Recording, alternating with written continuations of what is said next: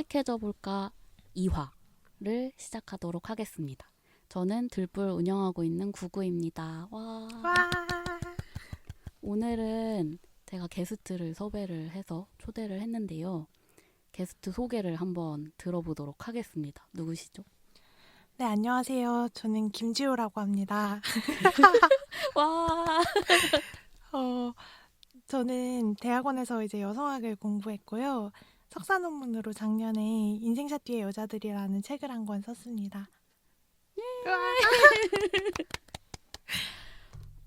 저희가 사석에서는 사실 긴장하고 이야기할 일이 거의 없는 사이인데 그쵸. 오늘 공적으로 바로 하는 거 근데 처음이잖아요. 우리 둘이 같이 하는 거. 그런 것 같아요. 예전에 워크숍에서 한번 했던 거 말고는 그치. 처음이어서 약간 낯설고 살짝 긴장이 된 상태인데 얘기를 하다 보면 긴장이 풀릴 거라고 생각을 하면서 네, 서로가 마이크 앞에서는 어떻게 변하는지 한번 눈앞에서 확인을 해봅시다. 무션 알겠습니다. 저희가 민음사 탐구 시리즈를 가지고 팟캐스트를 진행을 해보려고 만났고 앞으로 팟캐스트 이후에 이제 북클럽 북토크 같은 것들을 기획을 해서 탐구 시리즈를 같이 다뤄보려고 하거든요. 그래서 먼저 왜 지호님을 제가 모시게 됐는지를 이야기를 해보면 좋을 텐데 네. 그 전에 우리 둘의 관계에 대해서 궁금해하시는 분들이 있겠죠? 너무 많아요. 지금 다들 이게 궁금해서 난리가 났어요.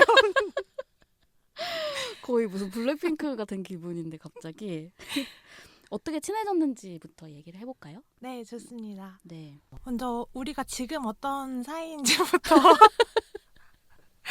이야기를 해보면 일단 저희는 지금 살면서 제일 많이 보는 사람이죠. 구구님이. 그렇죠? 네. 저희가 서울의 끝과 끝에 사는데 일주일에 2-3번씩 만나고 한 번 만나면 6시간, 8시간씩 진짜 세상의 모든 것에 대해 이야기를 하고 다 이야기 못해서 아쉽다. 내일 또 얘기하자. 이러면서 헤어지고 집 가서 또 카톡으로 얘기하고 맞아. 지금 제 뇌를 가장 많이 공유하고 있는 상대입니다.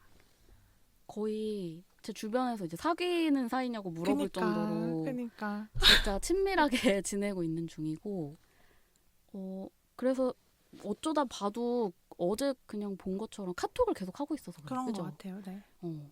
그래서 저희가 이제 친해지게 된 계기는 제가 들불에서 그 논문 읽기 모임을 하려고 시도를 한 적이 있어요. 대중독자랑 논문 읽기 모임을 하기로 하고 지호님의 논문을 알게 되고 이거 되게 매력적인 주제다라고 생각을 해서 그게 이제 인생샷 뒤의 여자들의 전신이 된 논문이잖아요. 네.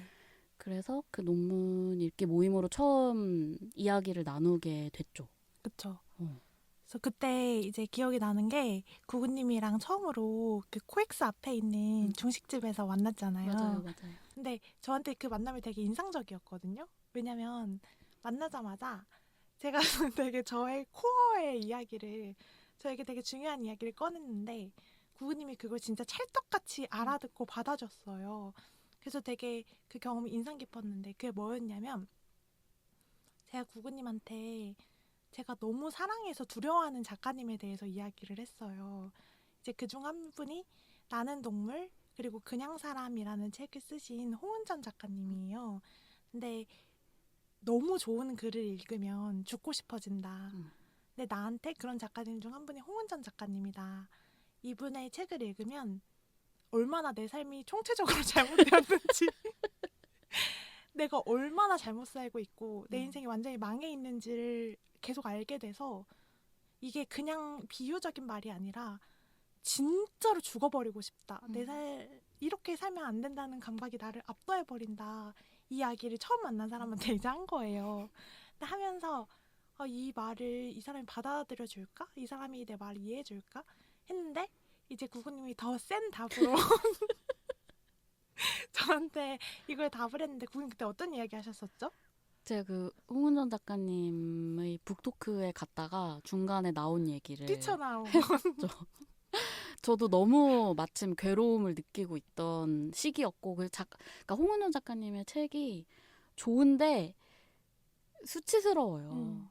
그래서 그거를 직면하는 일이 괴로워가지고 북토크에서 뛰쳐나온 일이 있어서 너무 바로 이제 공감을 하면서 아, 저도 너무 죽고 싶었고 살아봤자 소용없을 것 같다는 생각을 했다 나는. 근데 그거를 서로 공명하는 지점이 있어서 그래서 그걸 계기로 친해졌고 그리고 이제 기타 직접 거론을 할 수 없는 수많은 작가들에 대한 이야기를 하면서 제가 그때 이제 느낀 감각은 사실 그 논문 읽기 모임을 지훈님한테 제안했을 당시에 다른 연구자분들한테도 그러니까 제가 꽂힌 논문을 쓰신 연구자분들한테도 접촉을 되게 많이 했었거든요.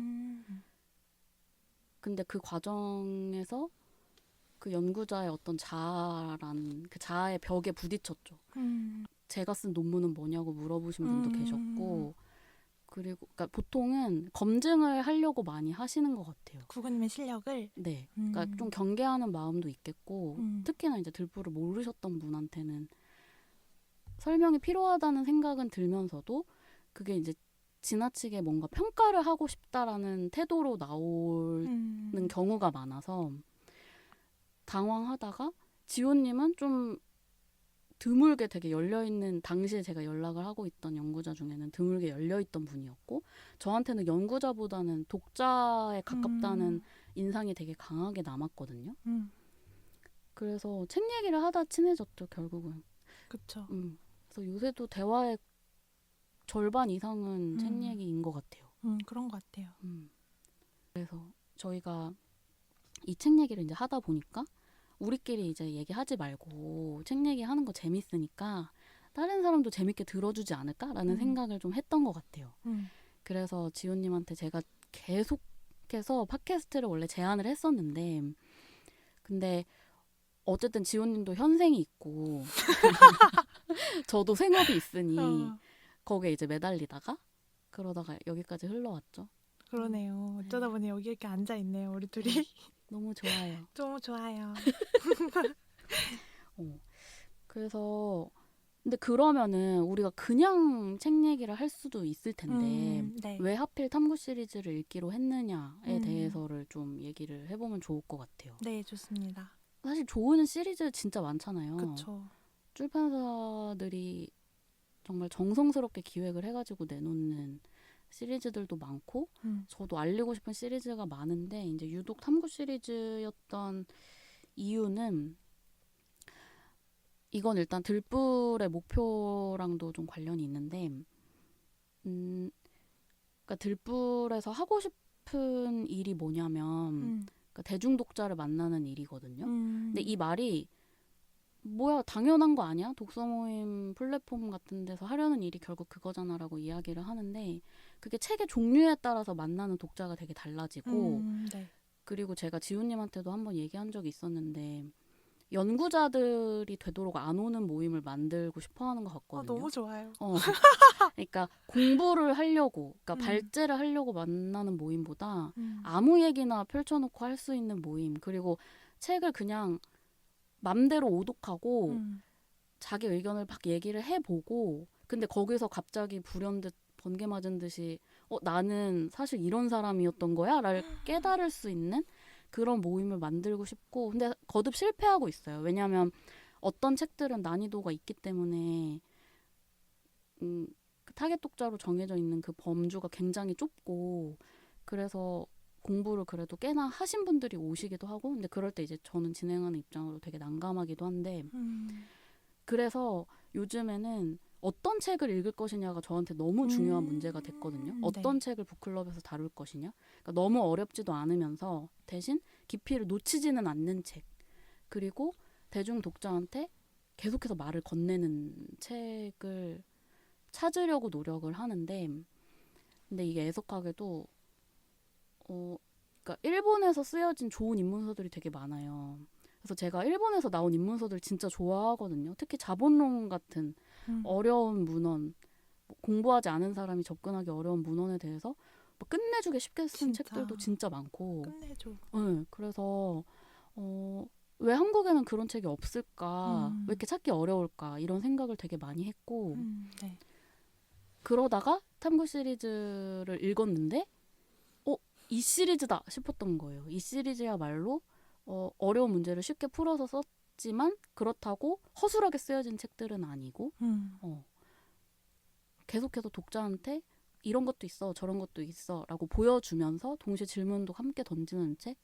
그래서 되게 크기도 작고 너무 예쁘게 생겨서 약간 편견이 생길 수 있는 책이지만 그 내용은 진짜 실하다는 생각을 많이 했고, 그래서 이 책이야말로 들불의 목표랑도 되게 맞닿아 있다라는 생각을 많이 했었어요. 네. 그래서 이 책을 그러면 들불에서 한번 다뤄보고 싶다고 생각을 했는데, 사실 제가 혼자 다룰 수도 있겠지만 저는 좀 어쨌든 학계 밖에 있는 사람이다 보니까, 그러니까 학계의 시선도 좀 갖고 있으면서 또 독자의 관점으로도 읽어줄 수 있는 사람이 함께하면 좋겠다라는 생각을 했고, 지호님이랑 또 어떤 들불의 목표나 뭐 이런 거에 대해서 워낙에 자주 공유를 했던 사이이기 때문에 이거 한번 해볼까요? 라고 이야기를 했는데, 그때 지호님이 탐구 시리즈 너무 좋아한다 이렇게 이야기를 해주셨었어요. 그렇죠. 그래서 이제 서로의 그런 니즈가 맞아가지고 시작을 하게 된 건데, 지호님은 탐구 시리즈 어떤 점이 좀 좋으셨어요? 저는 그 탐구 시리즈랑 비슷한 시리즈, 유사한 시리즈인 한 편도 되게 좋아했어요. 그러니까 인문사회 팀에서 한 편도 내고 탐구도 내는데, 한 편은 한 가지 키워드에 대해서 10명의 사람이, 지금은 꼭 근데 10명인 것도 고수하지 않으시는 것 같더라고요. 여러 명의 필진이 한 가지 키워드에 대해서 글을 쓰는 형태라면, 탐구 시리즈는 이제 한 명의 필진이 하나의 주제에 대해서 글을 쓰는 형식인데요. 저는 한편과 탐구 둘 다 너무너무 좋아하거든요. 근데 그게 이유가, 저는 이게 약간 저의 개인적인 고민이랑도 많이 맞닿아 있는데, 저는 이제 대학원에서 여성학을 공부를 했어요. 근데 제가 여성학 대학원에 갔던 시기가 이제 대중적으로는 한창 메갈리아 운동이 아주 뜨겁게 일어나던 시기였어요. 그러니까 나의 또래 친구들은 밖에서 이제 온라인에서 맨날 댓글 전쟁하고 뭐 시위 나가고 난리가 나 있고, 내가 속해 있는 대학원에서는 되게 진지하고 되게 엄중한 이제 여성학 담론을 많이 이야기를 했는데, 이제 여성학이 학문에서는 우리가 경험을 이론화하고 여성의 이론과 운동이 결코 분리되어 있지 않다. 여성의 일상이 곧 정치가 될 수 있고, 예를 들어서 흑인 페미니스트들은 랩도 그 자체로 이론이 될 수 있다 막 이런 거 주장하기도 하거든요. 이렇게 주장은 하지만 실제로 내가 대학원에 있어 보니까 아주 대중 페미니즘과 여성에게 괴리가 너무너무 컸고 계속 그 간극을 느낄 수밖에 없었어요. 그러니까 서로가 서로를 폄하하는 분위기가 있었던 것 같아요. 대학원에서는 아우 쟤네 공부 안 하고 맨날 저렇게 시위하고 싸우는 애들 이렇게 하고, 또 밖에서 되게 열심히 대중운동을 하시는 분들은 저런 건 강단 페미니즘이야, 뭐 엘리트들이야 이렇게 비판을 하셨던 것 같고, 그래서 저는 저의 가장 중요한 질문이 이 학계에서의 논의 그리고 이 대중 담론 사이를 어떻게 이을 수 있을까, 우리가 어떻게 만날 수 있을까가 저의 대학원 다니는 내내 가장 중요한 질문이었고, 인생샷 뒤의 여자들도 이 질문의 연속성 위에서 쓰여진 책이라고 생각을 하거든요. 근데 이거를 출판계에서 가장 끝내주게 하는 게 한편과 탐구 시리즈라고 생각을 해요. 그러니까 독자 입장에서는 텀을 두고 한 권씩 이제 어떤 키워드로 된 책을 받기 때문에 그냥 그 책 하나를 뜬 읽는 거라고 생각을 할 수 있겠지만, 정한 주제 하나하나가 학문적인 맥락이 있고 그 흐름과 트렌드 위에서 정말 중요한 주제들을 잡으셨구나, 그리고 어떻게 이런 학자들을 찾아내셨지? 라는 감탄을 하게 되는 지점이 있거든요. 뜨겁고 중요한 최신 논의를 가져오시는데 그걸 읽히게끔 진짜 재밌게 지금 우리 현실의 언어로 변환해서 가지고 오시는 거예요.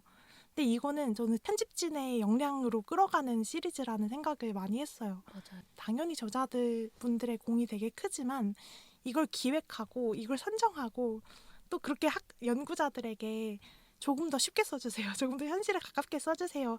라는 부탁을 계속 하시면서 이 시리즈를 만드셨겠구나라는 생각을 했어요. 그래서 대학원에서 뭔가를 사람들이 계속 공부하고 자기들끼리 토론도 하고 싸움도 하는 것 같은데 도대체 거기서 무슨 이야기 하고 있지?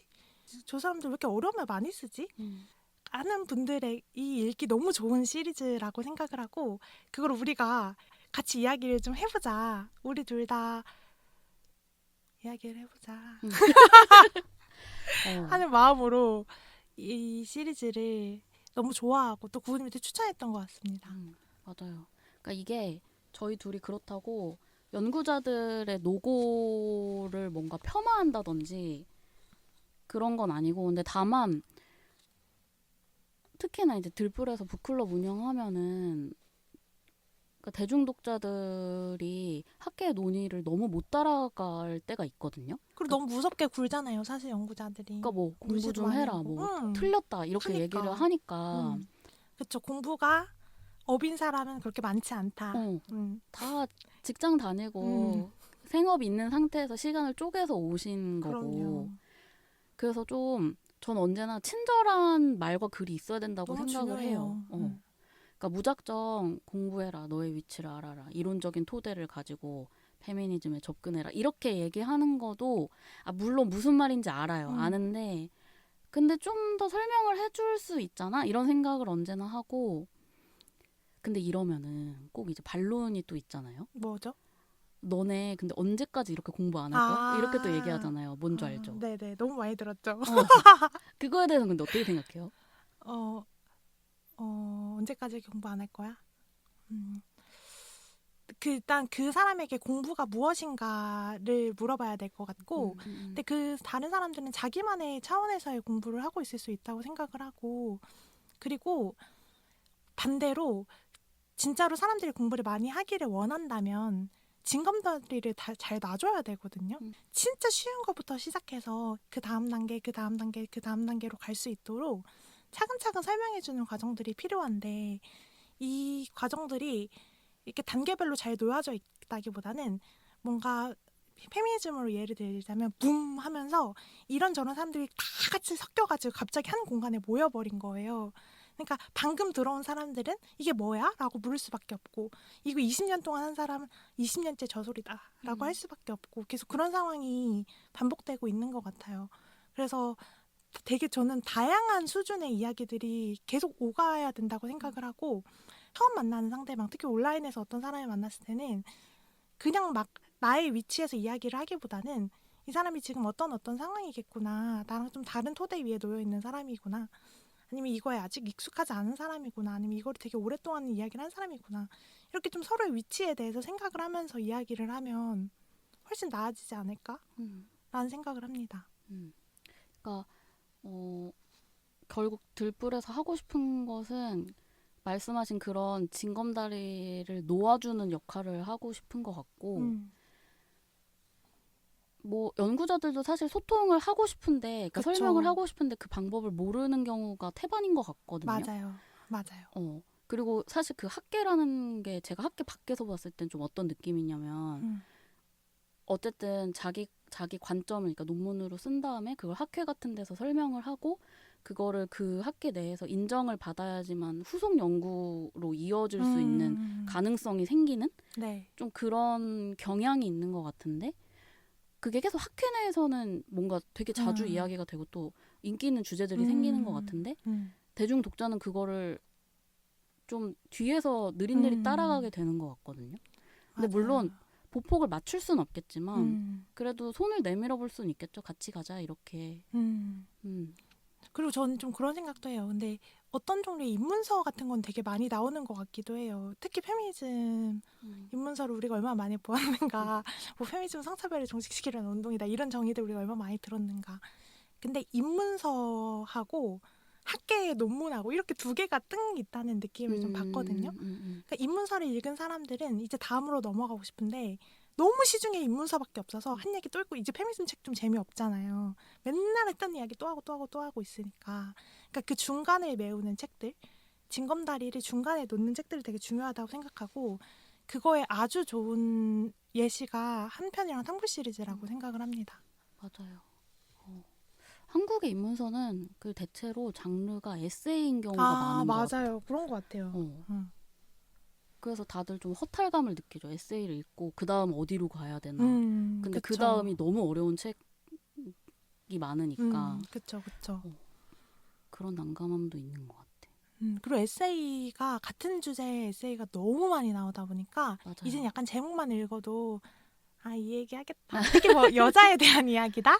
그런 제목을 보면 이거 문제라고 이야기하겠구나. 오케이. 이렇게 되는 면이 좀 있는 것 같아요. 맞아요. 그래서 저는 뭔가 한국의 그 출판 지형 자체가 장르가 물론 뭐 알라딘이나 교보문고 같은데 카테고리를 보면 되게 막 분야가 되게 많은 것 같지만 장르가 그렇게 다양하지 않다고 좀 생각을 하는 것 같거든요. 그러니까 예를 들어 미국에서 되게 선호하는 장르 중에 하나가 논픽션인데 뭔가 읽을 만한 아주 좋은 논픽션이 한국에 그렇게 많지 않은 것 같고 너무 무서운 말이다. 그리고 한국의 논픽션 장르가 아직 자리도 제대로 못 잡은 것 같다는 생각이 많이 들고 왜요? 그러니까 예를 들어 레베카 솔릭 같은 책을 읽을 때 저는 그게 입문서라고 생각하진 않거든요. 어떤 책? 레베카 솔리드의 어떤 책이요? 그러니까 레베카 솔릭이 썼던 논픽션들이 한국의 입문서 에세이 정도의 수준은 아니라고 생각을 해요. 왜냐하면 워낙 풍부한 리서치 자료들을 토대로 썼으니까. 근데 그렇게 에세이에서 한 발 더 나간 논픽션이 잘 없는 것 같다는 생각을 해요. 근데 뭐 이건 제가 그냥 덜 읽어서 그런 걸 수도 있어요. 근데 진짜 해외 책은 좀 그런 거 많은 것 같아요. 에세이와 논픽션의 중간. 그러니까 자기 이야기를 엄청 잘 녹여서 사회적으로 풀어낸 그런 이야기들이 되게 많은 것 같아요. 이렇게 탐구 시리즈를 저희가 같이 하게 되었는데 앞으로 계획을 짧게 말씀을 드리고 네. 본격적으로 지금 이미 너무 오랜 시간 녹음을 하고 있지만 저희가 그래서 이제 앞으로 탐구 시리즈에 나와 있는 책 한 권 한 권을 이제 팟캐스트에서 다룰 예정이고 첫 책으로는 이제 임소연 작가의 신비롭지 않은 여자들로 이야기를 시작하려고 하고요. 근데 우리가 그 얘기를 안 했어요. 근데 왜 이거를 팟캐스트로 하는지. 그러니까 사실 지호님도 저도 책을 써본 경험이 있는 사람들이기 때문에 글로 풀어낼 수 있었을 텐데 왜 이걸 말로 하기로 했는지를 얘기를 하고 지나갈까요? 좋아요. 글로 글을 쓰면 너무 잘 보이고 싶어지기 때문 아닐까요? 저는 근데 사실 약간 저는 제가 북스타그램을 되게 열심히 했었어요. 근데 그 북스타그램을 했던 이유가 뭐였냐면 북스타그래머들 사이에서 이제 유행하는 책들이 있고 유행하는 이야기들이 있는데 그게 너무 한정되어 있다는 생각을 좀 자주 했던 것 같아요. 그러니까 책을 아주 상찬하거나 아주 찬양하거나 아주 좋아하고 작가님 사랑해요 이렇게 팬레터로 끝맺는 글들을 많이 봤는데 그럴 수밖에 없는 이유가 작가와 출판사가 그것을 보고 있기 때문이라고 생각을 하거든요. 지금 책에 대해서 이야기를 하는 가장 주된 매체가 제 생각에는 인스타그램인 것 같은데 작가도 인스타그램을 하고 출판사도 계속 나를 찾아보고 이런 상황에서는 책에 대한 솔직한 이야기를 하기가 되게 어렵다고 생각을 해요. 근데 어떤 책에 대해 너무 좋은 칭찬과 상찬만 오갈수록 오히려 그 책에 더 반감을 가지게 되는 것 같기도 하거든요. 그러니까 오히려 책 이야기를 잘 하려면 이 책이 어떤 점이 좋고 어떤 점이 아쉬웠는지 그리고 내 삶과 어떻게 만났고 또 떨어졌는지에 대한 솔직한 이야기들이 되게 필요하다고 생각을 했어요. 근데 이제 이거를 글로 이제 쓰고 싶어서 그때 북스타그램을 했었어요. 그래서 난 좀 비판을 해보겠다. 이런 포부를 가지고 막 했던 기억이 나는데 지금은 이제 그렇게까지 글을 쓸 여력은 없지만 우리가 말로라도 좀 책에 대해서 솔직한 이야기를 해보자. 특히 우리가 조금 무서워하는 연구자의 책들. 너무 똑똑하고 대단해 보이는 그런 뛰어나 보이고 어려워 보이는 책들에 대해서 우리가 앞장선 바보로서 좀 억만장창 이야기를 해보자. 책의 권위를 조금 흐리고 진짜 솔직하게 우리가 이거 모르겠어요. 이거 왜 이러죠? 좀 이런 이야기를 해보자. 라는 마음을 가지고 이걸 시작한 것 같습니다. 맞나요? 맞아요. 맞고 사실 저희 둘도 엘리트잖아요. 어쨌든 어떤 점에선 네. 이거 좀 기만이다. 맞아요. 네. 맞죠. 맞아요. 맞고 다만 진짜 그러니까 저 같은 경우는 4년제 학부까지 나왔거든요. 네. 근데 그 이후에는 사실 학계랑은 진짜 전혀 상관없는 삶을 살았는데 근데 여전히 일반 독자치고는 논문을 많이 찾아 읽는 독자라고 생각을 하거든요. 네. 근데 그 이유가 책을 제대로 이해를 해보고 싶어서인 것 같아요. 근데 그 제대로가 사실 엉망인 경우가 되게 많고 근데 이거를 사람들이 제가 북클럽 진행할 때 뭐 이러저러한 논문도 찾아봤는데요 이렇게 이야기를 하면 되게 어려워해요. 그때부터 뭐 구구님은 논문도 읽으셨는데 저는 진짜 아무것도 없지만 그래도 짧게 이야기해보겠습니다 이렇게 말씀을 소중하다. 하시거든요. 네. 근데 그거를 좀 없애고 싶어요. 그런 허들을. 그러니까 논문을 읽은 거는 내가 진짜 모르기 때문이고 그래서 노력을 해본 건데 그럼에도 엉망으로 읽고 있고 근데 이렇게 엉망으로 읽어도 괜찮다는 걸 좀 얘기를 하고 싶고 다만 진짜 너무 심각한 오류가 있을 때 우리가 먼저 이렇게 발설을 하고 나면 누군가 뭐 댓글이든 뭐든 바로 잡아주실 거 아니에요? 근데 저는 거기서 이제 좀 풍성한 논의가 이루어질 수 있겠다는 생각이 들거든요. 네.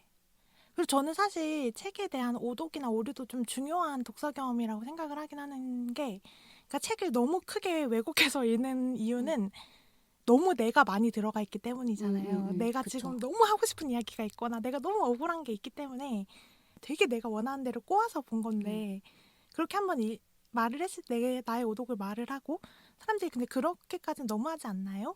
라고 말해서 내가 그걸 깨달았을 때 나에 대해서 되게 많이 알게 되기도 하죠. 맞아요. 내가 지금 너무 이런 마음이 커서 이걸 이렇게까지 읽는 상태이구나를 좀 알게 되는 경험이기도 한 것 같아서 그냥 엉망진창으로 논문 읽는 사람들도 진짜 헛소리 많이 하고 이제 이거 팟캐스트 계속 들으면 아시게 되실 거예요. 저희가 얼마나 맞아. 평소에 아무 말을 많이 하고 사는가 그리고 얼마나 말도 안 되는 무식한 질문을 많이 하는가 그거를 한번 저희가 앞장서서 해볼 테니까 앞으로 열릴 다른 행사들에서도 독자분들과 함께 더 솔직한 이야기, 책에 대한 진짜 감상, 잘 보이기 위해서 하는 그런 예쁜 말들 말고 진짜로 나와 이 책이 어떻게 만났는지 그리고 그래서 내가 변화되는 경험을 좀 같이 하면 좋겠습니다. 맞아요. 그러니까 팟캐스트가 작가에게로 향하는 게 아니고 독자한테 맞아. 향하는 너무 것이라는 좋다. 걸 의식을 해야 되는데 근데 너무 여전히 좋다. 긴장은 되죠. 그쵸, 두려워요. 그쵸. 하지만 구우님도 책을 써봤으니까 아시겠지만 사실 진짜 듣고 싶은 후기는 나를 의식하고 쓴 나를 칭찬해주는 말이 아니라 진짜로 이 사람들이 내 책을 읽고 어떤 걸 생각했는지가 저자로서도 사실 되게 듣고 싶은 말 아니에요? 맞아요. 그쵸? 맞아. 칭찬은 그냥 스스로 하면 돼요. 친구들한테 응원 받으면 돼. 맞아. 그래서 저희가 너무 무식하거나 무례한 발언을 해도 좀 용서해 주시기 바랍니다. 선생님들. 부탁드립니다. 잘 부탁드립니다. 잘 부탁드립니다. 이제 저희가 앞서서 탐구 시리즈에 대해서 간략하게 이제 이야기를 했고 또 왜 팟캐스트를 진행하게 되었는지까지 설명을 했는데 이번에는 우리가 어떤 독자인지를 얘기를 해보면 좋을 것 같아요. 근데 그 이유가 우리가 앞으로 책을 계속 소개를 할 텐데 그 책을 좀 어떤 관점에서 바라보고 있는지를 미리 좀 설명을 하면 좋을 것 같아서 그 배경을 그래서 그 이야기를 나눠볼 텐데 우리가 그래서 이거를 미리 질문을 준비를 했잖아요. 네. 질문이 근데 너무 빡세. 질문 너무 빡세. 너무 어려워. 그리고 이게 어떤 독자일까를 제가 이 대본을 쓰면서 느낀 게 잘 생각을 안 하는 것 같아요. 그러니까 어떤 작가인지는 많이 생각을 하잖아요. 책 읽을 때. 그러니까 작가 프로필 되게 집요하게 읽고 저는 작가 이력 진짜 샅샅이 뒤져보거든요. 진짜요? 왜냐하면 그 작가의 이력에서 이 사람이 이 얘기를 왜 할 수밖에 없었는지 드러나는 장면들이 있으니까 그게 저한테 너무 중요한데 근데 그걸 읽는 나는 어떤지에 대해서는 사실 잘 생각을 안 하는 것 같고 그게 보통은 이제 북클럽 할 때 책 감상을 얘기할 때 나의 어떤 경험을 여기에 기입해서 읽느냐가 보통 나를 드러내주는 방식인데 그쵸. 근데 거기서 이제 한 발짝 더 나가서 어떤 독자인지 좀 집요하게 파보자. 너무 어려워. 지호님은 요즘에 어떤 책 주로 읽어요? 저는 그 사회과학서 기가 있고 소설 기가 있고 그치. 에세이 기가 있거든요. 근데 저는 최근에는 계속 사회과학서 기였어요. 그래서 소설 에세이를 진짜 못 읽겠고 근데 사실 에세이를 좀 못 읽게 된 지가 조금 된 것 같아. 구은이 에세이 좀 읽어요 요즘에? 잘 안 읽어요. 잘 안 읽어요? 저는 에세이를 선호하는 독자는 아닌 것 같아요. 아, 그래요? 네. 왜? 그러니까 만약에 에세이를 읽고 싶다는 생각이 드는 작가는 어떤 작가냐면 내가 이미 그 작가의 다른 책을 읽었을 때. 다른 장르의 책? 네. 소설가의 에세이, 산문집 막 이런 식으로? 네, 그러니까 뭐 소설가든 아니면은 뭐 사회각서를 쓴 사람이든 일단 한번 거리감을 좁힐 수 있는 어떤 기회가 있은 다음에 근데 다짜고짜 에세이로 진입하는 게 좀 불편해요. 모르는 상태로 이 사람에 대해서 너무 많은 것을 갑자기 확 알게 되는 느낌이라서? 네. 그래서 저한테 어떤 느낌이냐면 제가 누가 사람 집에 초대하는 거를 잘 못 가거든요. 그러니까 진짜? 첫 만남에 집으로 초대하는 사람을 불편해해요. 왜냐면 그 집에 너무 많은 정보가 있잖아요. 근데 에세이가 저한테 그런 느낌이에요. 누구 집에 갑자기 초대받아서 가는 느낌? 그래서 내가 알고 싶지 않은 것까지 다 알아버리는 느낌? 신기하다. 근데 저는 약간 이런 생각을 많이 하는데 소설이 에세이보다 더 솔직한 장르라는 생각을 많이 하거든요. 그러니까 에세이는 어차피 내 이야기이기 때문에 엄청난 고도의 자기 연출이 들어갈 수밖에 없잖아요. 그러니까 나를 어떻게 표현할 것인가, 이 사람이 나를 어떤 인상으로 느끼게 할 것인가를 정말 고도로 계산해서 넣는 글이라고 생각을 하는데 소설은 소설이라는 형식을 가지고 있기 때문에 그 안에서 이 사람이 진짜 말하고 싶은 거, 자기가 진짜 보여주고 싶은 거를 끝까지 가본다는 생각을 해요. 그래서 저는 에세이가 저한테 가끔씩 힘들 때는 이 사람의 자기 연출이 버거울 때, 이 사람이 자기 이야기를 전달하는 방식이 버거울 때 에세이가 좀 힘들어지는 것 같은데 소설은 오히려 이 사람 진짜다, 이거 진짜 자기 코어의 이야기 한 것 같다 라는 느낌이 들 때가 있지 않아요? 오히려 소설이 있죠. 근데 소설은 그래도 쿠션이 있으니까 그게 너무 훅 가지 않아서 괜찮은가? 어쨌든 서사가 있으니까. 근데 에세이는 서사가 있는 에세이도 있지만 다짜고짜 정보를 흘리는 에세이가 있거든요. 그쵸. 나야! 어. 이거 나야! 이렇게. 그럼 어쩌라고 이런 식으로 생각을 하면서 확 멀어지고 그 저는 그 자기 연출 말씀하시니까 생각나는데 자기 연출이 된 것 같은 에세이는 애초에 읽지도 않는 것 같아. 그냥 너무 불편하고 재미가 없어요. 그래서 저는 좀 딴소리지만 이런 생각을 많이 하는데 작가들이 말을 많이 하고 살아야 되지 않나 이런 생각을 하거든요. 왜냐면 글을 자꾸 쓰다 보면 저도 좀 그런데 글을 많이 쓰는 시기에는 워낙 전략적으로 글을 쓰게 되잖아요. 이걸 어디에 배치할 것이고 이건 마지막에 공개할 거야. 그리고 이거는 바로 털어놓지는 않고 한번 이런 비유를 사용할 거야. 이런 식으로 계속 내가 하고 싶은 말을 어떻게 전달할까. 그리고 듣는 사람이 어떻게 들을까를 너무 많이 생각을 하면서 쓰게 되기 때문에 내가 그냥 즉흥적으로 삶을 산다기보다는 계속 현실을 내 멋대로 조합을 매 순간 하면서 살고 있다는 느낌이 좀 들 때가 있거든요.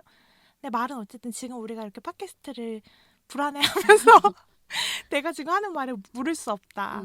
그리고 이게 내가 나임이 어쩔 수 없다라고 느끼면서 그냥 뱉어버리는 것처럼 그냥 내가 나인 게 어쩔 수 없는 채로 연출을 안 하지는 못하겠지만 한계가 있는 채로 연출의 한계가 있는 채로 그냥 어쩔 수 없이 나인 채로 있는 순간들이 이런 경험이 좀 중요하지 않나? 이런 생각을 좀 해요. 맞아. 그래서 에세이 작가는 북토크가 재밌긴 한 것 같아. 전 좀 다르다고 느낄 때 많았던 것 같거든요. 헐, 재밌다. 그래서 뭐야 이 사람 책이랑 좀 다르잖아? 좀 매력을 느끼는 경우가 많았던 것 같아요. 그럼 다음으로 나는 어떻게 읽는 독자일까에 대해서 얘기를 해볼까요? 제일 어려운 질문. 나는 어떻게 읽는 독자인가? 저부터 할까요? 네. 저는 재미로 읽는데요. 그러니까 일단 재미가 없으면 안 돼. 근데 이 재미라는 게 사실 되게 주관적이잖아요. 근데 이제 제가 책 얘기를 할 때 계속 갈증을 느끼고 심지어는 독서 모임 플랫폼까지 만든 이유는 내가 재미있는 책을 사람들이 대체로 재미없어 하거든요. 거기에서 오는 되게 당혹스러움이 있었어요. 나는 이거 되게 재밌는데 왜 사람들은 재밌다고 안 하지?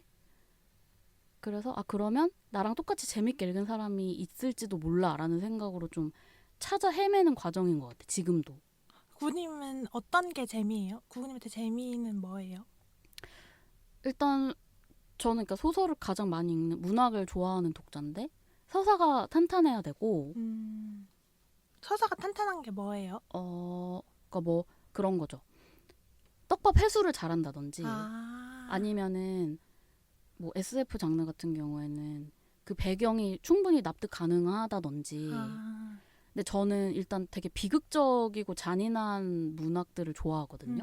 근데 이 비극적이고 잔인하다는 게 누가 꼭 죽고 막 폭력적인 상황에 처하고 이런 게 아니고 그 사람이 진짜로 절대로 보여주지 않고 싶어 하는 모습을 보여주는 작품을 좋아하거든요. 저자가? 저자도 그렇고, 그러니까 저자가 화자를 통해서 어떤 걸 보여줄 때 그게 너무너무 구린 모습인 작품을 좀 좋아하는 것 같아요. 근데 이만큼만 들었는데 갑자기 그게 너무 좋아. 어, 너무 좋을 것 같아. 그러니까 진짜 구리고 너무 형편없는 사람이 등장하는 작품. 그래서 그 사람의 선택들도 너무 형편이 없어. 그래서 그 사람의 인생이 망가져. 그런 걸 좀 좋아하는 것 같아요. 왜 그게 좋아요? 나는 덜 망했다? 그거보다도 어. 나도 같이 망하고 있으니까. 음, 나만 망하고 있지 않다. 음, 는 데서 오는 위로도 있는 것 같고 음. 사실 지호님도 요새 살아보면서 알겠지만 매끈하고 좋은 선택을 할 수 있는 기회가 많지 않거든요.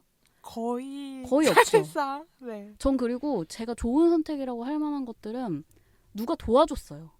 야, 그거 완전 괜찮은데 이런 식으로 이야기를 해줬고 대체로 언제나 좀 실패하는 선택을 많이 했는데 그래서 등장인물이 제대로 된 선택을 할 때 너무 부럽고 질투가 나서 그래서 엉망인 등장인물들을 좋아해요.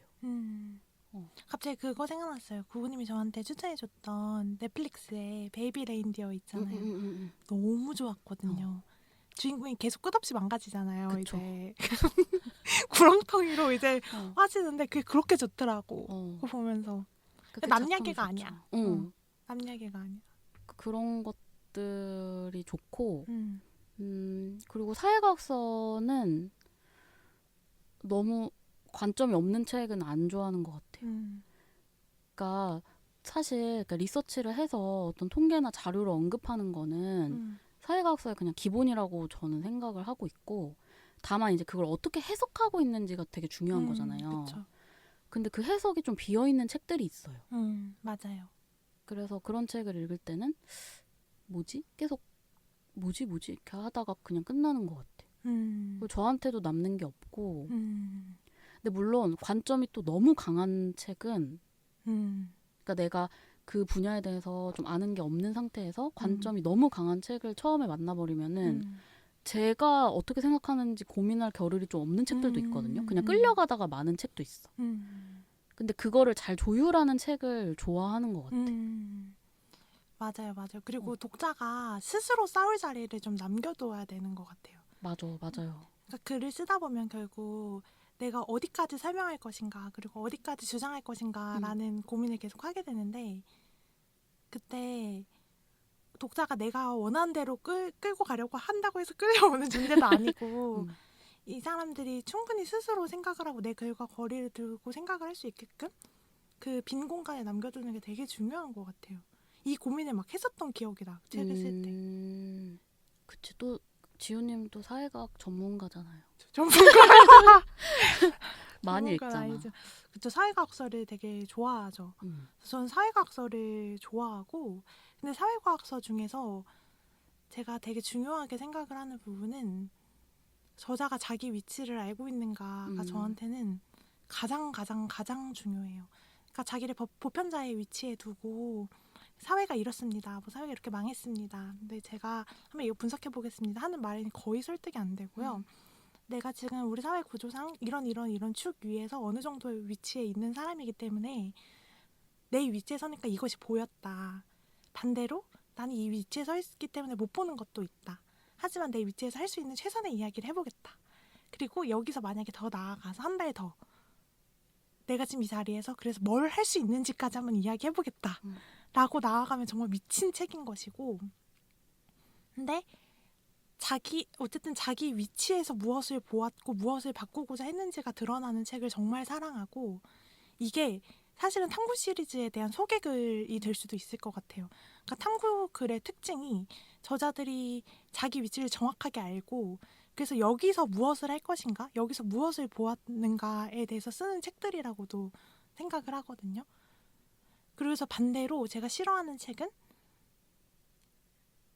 그냥 자기를 보편자의 위치에 두고 세상에 대해서 통달한 것처럼 말하는 책들. 근데 이게 사실은 약간 베스트셀러의 특징이기도 하잖아요. 그쵸. 그러니까 엄청나게 많은 사람들에게 읽히려면 이게 특정한 조건에 놓여 있는 사람의 특수한 경험이 아니라 모두에게 적용될 수 있다라고 말을 해야 되고, 그러려면 이제 진짜 물에 물 탄 듯 술에 술 탄 듯 여기에 넣어도 적용되고 저기에 넣어도 적용되고 그런 뾰족하지 않은 이야기를 해야 되는 건데, 그런 책은 재미가 없어요. 저한테는 아예 재미가 없어요.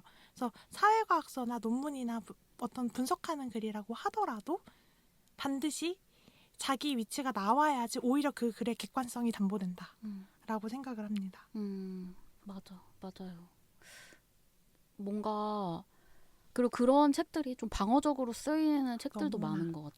맞아요. 근데 사실은 자기 위치를 드러내지 않으려고 하거나 방어적으로 굴수록 그 사람이 드러나잖아요. 그쵸. 거기서 읽히는 거잖아요. 이 사람의 자의식이. 근데 그렇게 읽히는 게 진짜 읽는 사람한테도 너무 괴로운 일인 것 같아. 사실은 더 민망한 일인 것 같기도 하고. 독자들은 저는 다 안다고 생각하거든요. 진짜 무서워요, 독자들. 진짜. 그래서 책 쓸 때 그게 너무 무서웠어. 얼마 전에 그 구근님이랑 했던 얘기도 생각이 나는데, 이제 우리 둘 다 책을 냈잖아요. 그러면서 우리가 이제 어떤 작가가 될 것인가 막 이런 이야기를 많이 했었는데, 그때 이제 구근님이랑 했던 이야기 중에 하나가, 책을 내고 나서 저한테 생긴 변화가, 저는 되게 책과 많이 싸우면서 저자들과 항상 싸우면서 읽는 독자였는데 너무 많은 저자들이 이제 넓은 마음으로 이해를 할 수 있게 된 거예요. 아, 이 사람 이거 쓰느라 진짜 힘들었겠다. 아, 여기까지 온 것만으로도 진짜 대단하다. 어떻게 이런 문장을 썼냐. 진짜 너무 위대하다. 저자의 입장에 공감을 하면서 읽게 되니까 책의 내용과 내가 1대1로 만나기보다는 계속 저자 개인의 입장을 생각하면서 읽게 되는 습관이 생겼는데, 그때 구구님이 저한테 진짜 중요한 이야기를 했던 게, 사람은 독자일 때 제일 뾰족하다. 우리 독자가 돼야 된다. 그 말을 했던 게 되게 저한테 중요한 말이었거든요. 맞아요. 저도 언제나 그거를 계속 의식을 하고 읽으려고 하는데, 그러니까 이게 우리가 출판계 사정을 너무 많이 알아버렸어. 그리고 또 어쨌든 우리가 되게 희한한 게, 제가 지훈님한테도 얘기했었지만 책을 고작 한 권 냈을 뿐인데 갑자기 작가 그룹에 꼈어 조금. 네, 이너서클로 쏙 이렇게 들어가 버렸거든요. 갑자기 작가들이 나를 어디에 막 초대해주거나 나한테 메시지를 보내주거나 그런 일들이 많아졌어. 그러니까 물론 기쁘죠. 특히 내가 알던 기쁘죠. 작가가 나한테 작가님이라고 하면서 뭐 밥 먹을 거 하면 얼마나 좋아요. 온 세상에 자랑해야지. 네. 근데 이게 내가 이제 작가 무리에 끼어 있다는 생각을 하니까 그때부터 책을 읽을 때 그 사람의 사정을 자꾸 내가 내 멋대로 짐작하게 되고, 이 사람은 이 책에서 글을 그만 절필을 하지 않을 거니까 다음 책에서는 더 잘 쓰시겠지. 응원합니다. 약간 이렇게 돼버리는 게 갑자기 너무 싫은 거예요. 그래서 제가 그때 우리 독자성을 찾아야 된다 이런 얘기를 했었죠. 그리고 서로가 구려지면은 제일 먼저 제일 정확하고 신랄하게 말해줘야 된다. 맞아. 그런 이야기를 했었죠. 정확하게 읽는 독자가 되는 게 진짜 중요하고 어려운 것 같아요. 맞아요. 너무 주변을 의식하지 않고 읽을 수 있어야 하는데 쉽지 않죠, 근데. 그렇죠. 우리 근데 아직 구려지진 않았죠? 전 좀 구려졌어요. 왜? 어떤 점에서? 나 너무 쉽게 구려지는 사람이어가지고 지금 조금 구려졌다가 안 돼! 너무 구려졌어. 지금 좀 이런 타이밍인 것 같아요. 아, 웃겨. 지금 정신 차려, 지우야. 근데 그러면은 구린 거 얘기한 김에 우리 질문에 그런 거 있었잖아요. 내가 없는 책이랑 나로 가득한 책. 그러니까 저자가 자기의 위치나 자기의 조건들을 밝히지 않고 통달한 사람처럼 쓰는 그런 책이 있고 처음부터 끝까지 이게 나야, 이게 나야, 나 좀 알아줄래? 내가 이랬거든. 나 이렇게 귀엽고 똑똑하고 대단해. 그리고 고생했는데 극복했어. 이제 이런 책들이 있죠. 둘 중에 그나마 어떤 게 나은가? 근데 그렇게 나야나 하는 책은 어. 대체로 남자 작가들이 그러지 않아요? 여자 작가들이 그러지 않나요? 그러니까 물론 남자 작가들도 그러는데 어. 요즘은 여자 작가들도 많이 그러는 것 같아요. 그런가? 음. 둘 다 싫기는 한데 근데 저는 그런 생각은 하는 것 같아요. 나야나 책을 한두 권쯤은 작가 인생에서 쓰게 돼 있다는 무조건. 생각을 하는 저도요. 것 같아. 저도요. 그래서 그거는 그냥 마치 통과 의례처럼 무조건 겪어야 하는 일이고 그건 독자가 한 번은 참아줘야 된다. 근데 그런 생각도 사실 들긴 들어. 그러니까 저는 이게 소수자들의 어쩔 수 없는 그러니까 억울함과 피해의식과 자격지심으로 가득 차는 시기를 이제 초창기 한 번은 보내잖아요. 그쵸? 근데 그거를 이제 해소하고 세상에 으악 하는 가장 좋은 수단 중에 하나가 글쓰기고. 근데 이제 그거를 이제 출판을 해야 되는가라는 문제가 이제 그쵸? 남기는 하지만 또 누군가 읽어주고 알아줘야지 풀리는 거니까. 저 한 번은 그렇게 한 번은, 원한 발사를 어. 하고 그리고 또 그거를 되게 그럴듯하게 해석을 해주기도 하잖아요. 그쵸, 그쵸. 이게 뭔가 자기 기술지적인 맥락에서 그렇지 않나요? 그쵸. 그러니까 해석하기 나름인 것 같아.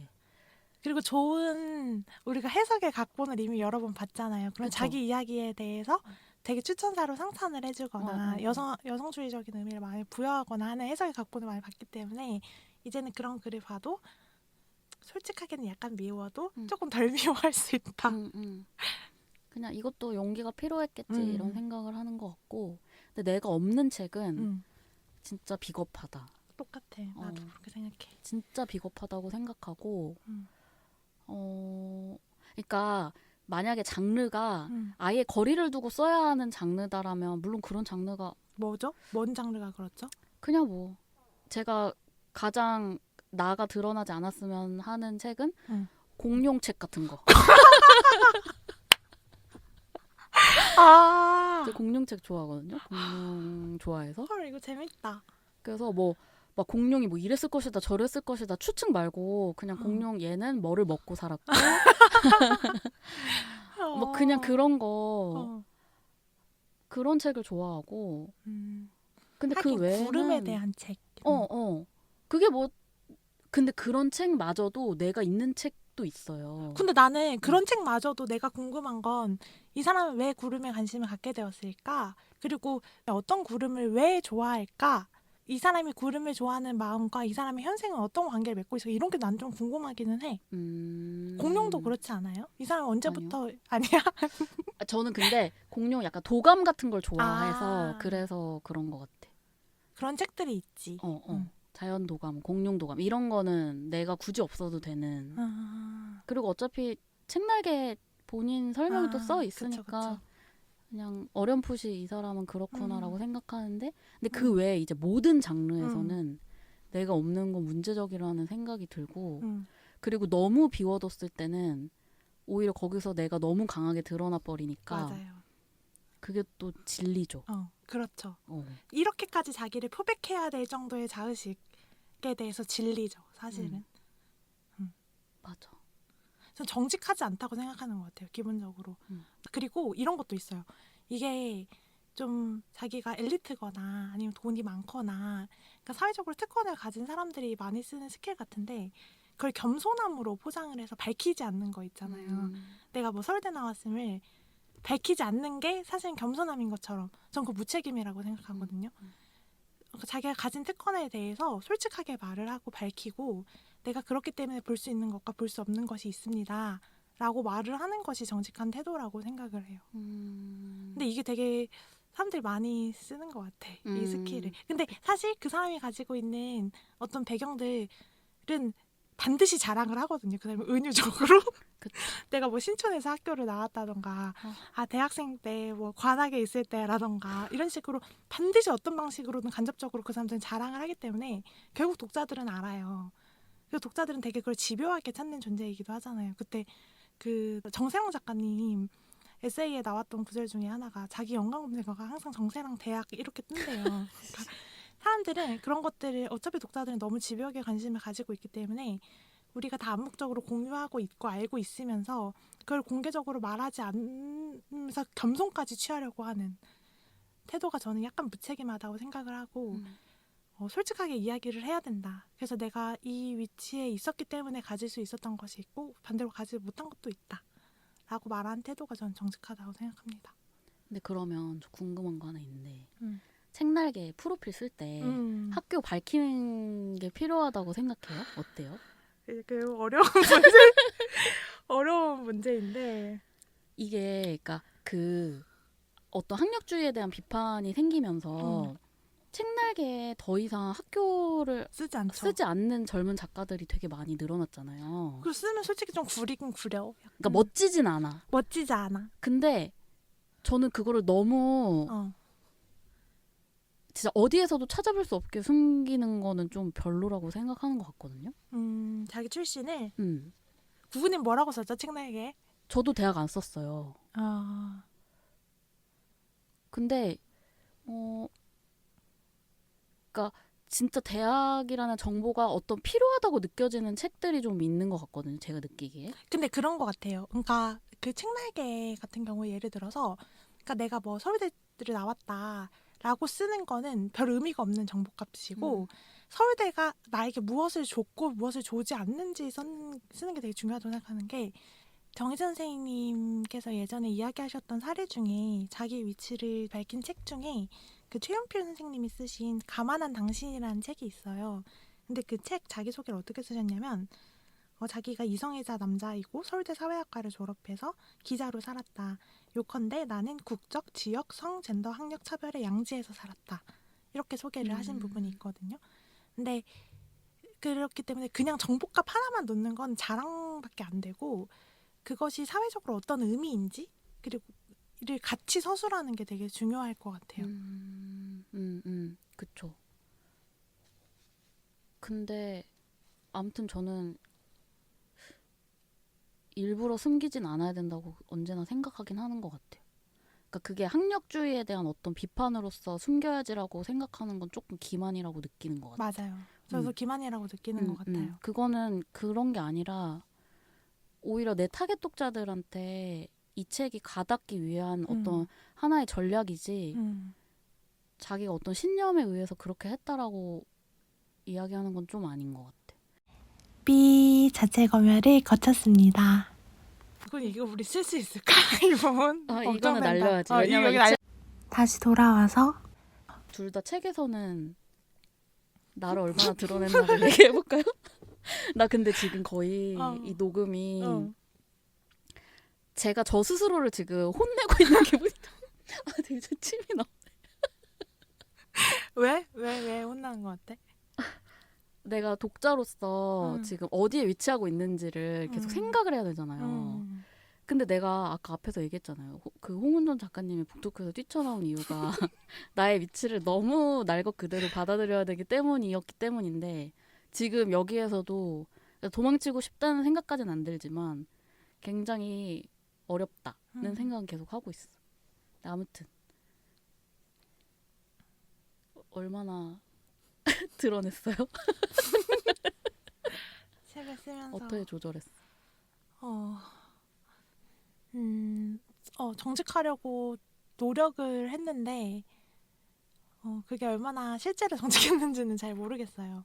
근데 저는 최근 몇 년 동안 제일 재미없는 책 중에 하나가 페미니즘 책이었어요. 그러니까 자기를 떼어난 채 페미니즘에 대해서 가르치거나 혼내거나 뭔가 잘못됐다고 말하는 책을 너무 많이 읽었고 그래서 저는 읽을수록 그래서 너는 어떻게 살고 있어?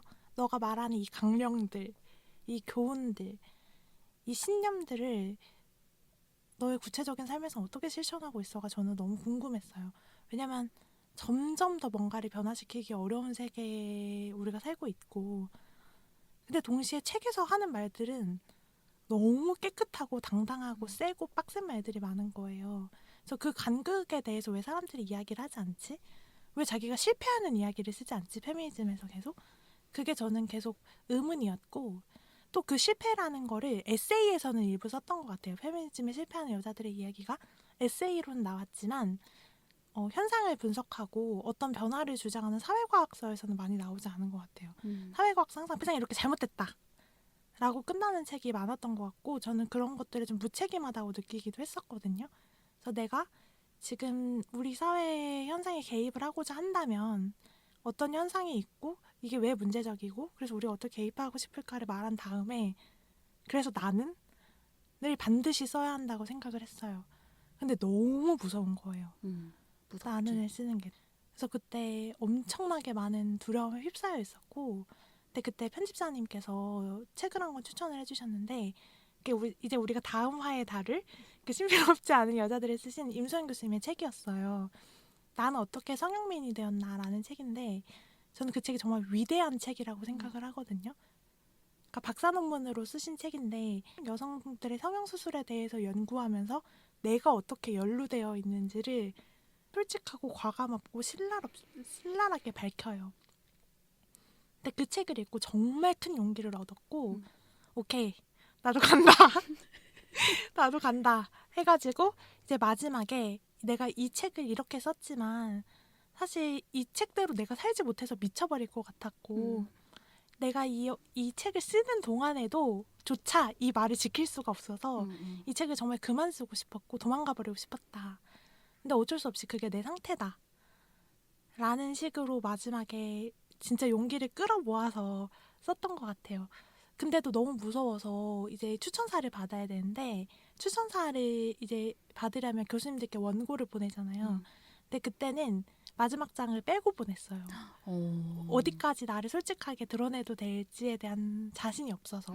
그렇구나. 그래서 추천사를 받은 후에 마지막 장을 붙여서 이제 책을 냈고, 근데 책이 막상 나오고 나니까 좀 좋은 평을 많이 해주셨던 부분이, 저자가 자기가 쓴 연구 주제에 대해 직접 개입하려고 하고 자기 상황에 대해 솔직하게 말한다라고 해주셨던 것 같아요. 그래서 노력은 해봤다. 근데 이게 얼마나 충분했는지 혹은 이 방향이 맞는 방향이었는지에 대해서는 아직도 전혀 자신이 없고 잘 모르겠어요. 어려워요. 잘 모르겠는데. 구구님은 어때요? 구구님은 얼마나 자기를 많이 드러내고 쓰셨나요? 저는 근데 드러내는 데는 두려움이 없는 편인데, 이 책을 좀 제 책이 또 일에 대한 책이다 보니까 자기 개발이나 성공학의 영역에서도 읽어주길 바랬거든요. 아, 네. 근데 그러려면 나의 그런 꾸질한 면은 좀 숨겨야 했다고 생각을 했어요. 되게 전략적으로 또 기획을 해서 나온 책이기도 하고. 그래서 사실 이제 중간에 에세이를 2편씩 이제 저랑 같이 쓴 공저자랑 2편씩 넣었는데, 거기에서 최대한 드러내보려고 시도는 했거든요. 근데 제가 그렇게 대단한 인생을 산 것도 아닌데도 그 에세이 2편으로는 절대 담아낼 수가 없겠더라고요. 그래서 실패했고, 그래서 그때 처음으로 좀 무슨 생각을 했냐면, 왜 외국의 사회과학서 쓰는 작가들이 나중에 그 후회와 반성으로 점철된 그런 에세이를 내는지 알겠다는 생각을 좀 하기도 했어. 에세이를 따로 내는 작가들이 있잖아요. 그때 이제 나를 좀 드러내 보이려고 시도를 한다든지. 그 작업이 근데 왜 필요했는지는 좀 이해는 됐어요. 그렇죠. 그러니까 에세이가 나를 드러낸다는 게 그냥 나는 이렇게 생각해, 나는 이래, 난 이게 좋은 것 같아, 이런 식의 글은 저는 그렇게 선호하는 방식은 아니고, 에세이 중에서 그 랭스로 되돌아가다라던가 그 제가 뭐였죠? 비재생산 계급 상담자들과 비재생산 같은 책들, 그러니까 자기 이야기를 정말 사회 구조적인 맥락 구체적으로 얽혀가면서 쓰는 이야기들이 진짜 소중하죠. 맞아요. 그래서 저는 그런 면에서는 흑인 작가들 책이 그래서 좋은 것 같아요. 자기 삶을 이해하려면 사회적인 맥락이 반드시 필요한 맞아. 사람들. 나만으로는 나를 알 수가 없어. 내가 어딘지 알아야지 나를 알 수가 있어. 근데 그 보통 이제 소수자들이 그 작업을 잘 한다고 생각을 하고 근데 이제 그런 랭스로 되돌아가다나 뭐 아니에르노 작품 같은 것들은 의식적으로 본인들이 이제 그런 뭔가 계급적인 맥락을 아주 구체적으로 이제 고민을 한 끝에 낸 책들이잖아요. 네. 근데 그런 책들도 그런 책들만의 재미가 있는 것 같고 그러니까 내 삶이 나 혼자로만 구성된 게 아니라는 거를 아는 사람의 책이 제일 재밌는 것 같아요. 무조건. 그래서 뭔가 타인이 별로 등장하지 않는 책들도 있거든요. 그런 거는 재미가 없어. 근데 그런 책들도 재밌지 않아요? 그러니까 타인이 별로 등장하지 않는 책의 경우 하긴 근데 구구님이랑 나랑 좀 말한 책이 다르겠다. 그러니까 실존하는 사람들이 등장하지 않아도 자기 안에 살고 있는 타인들이 등장하는 책들에 대해 저는 생각을 했어요. 그러니까 책에 대해 많이 쓰는 사람들에 대해 그러니까 서로 다른 이야기한 것 같아. 지호님은 왜 읽어요? 책을 재미로 읽는데요. 재밌지 않은 책은 못 읽거든요. 너무 집중력이 나쁘기 때문에. 근데 저한테 재미는 재미가 뭘 의미하냐면 내가 뭘 몰랐는지를 알려주는 게 저한테는 재미예요. 그러니까 제가 대학생 때 우치다 타츠루를 되게 좋아했었거든요. 그래서 막 일본 유학 찾아보고 막 이랬었던 시절이 있었는데 그 우치다 타츠루 선생님 책에 어떤 구절이 나오냐면 배움이란 내가 뭘 몰랐는지를 아는 과정이라고 되어 있어요.